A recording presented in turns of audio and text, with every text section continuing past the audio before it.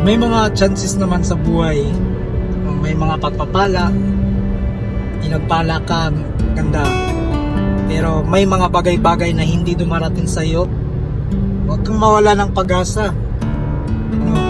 Pray and pray and pray until you succeed. There's no impossible things in prayer or through prayer. Kumbaga, all things work together for good. And alam mo, although hindi mo naman nakikita yung may likha sa atin, is but nakifeel mo, diba? He's not in the air or somewhere, but or instead in our heart. Okay, kahit man nagagawa tayo ng mga hindi maganda, kahit man nagawa tayo ng mga pagkakasala, or kahit man nakapasakit tayo ng ibang tao, is marunong tayong mag-forgive at marunong din tayong mag-ask ng forgiveness.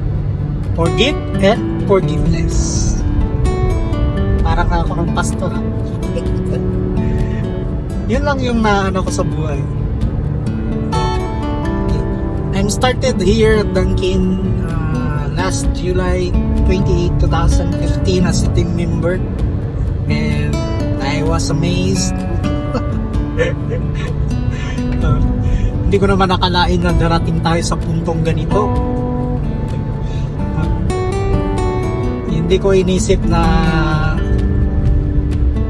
dumarating sa mga posisyon na mga ganito, na mga ganyan. So, hindi talaga napasok sa isip ko na ganyan. Pero iba kasi yung Pilipino eh. Filipinos are good terms of performance, diba? In terms of work performance. So magaling tayo dyan. Yun nga lang, pag hindi din natin gusto, hindi talaga gusto. Pag gusto, gusto talaga. Pero hindi naman sa lahat. No, may mga tao din naman na pulpul, ganun naman talaga. Okay, pero nagbabase siguro by God's grace na din na nabigyan tayo ng chance na nakapasok dito sa ganitong posisyon, no? Who am I, diba? And warning, mobile speed camera ahead. Hindi po ako magaling na personahe sa kumpanya. Wala po akong naiambag. But kumbaga, sabi nga nila na do not marry your company but love your work. Okay? So, mahalin mo yung trabaho mo. Huwag kang makipag-engage doon sa kumpanya kasi hindi mo naman din mapapasay yung kumpanya, di ba? But love your work and do your work properly. So, yun yung nakuha ko na mindset. No?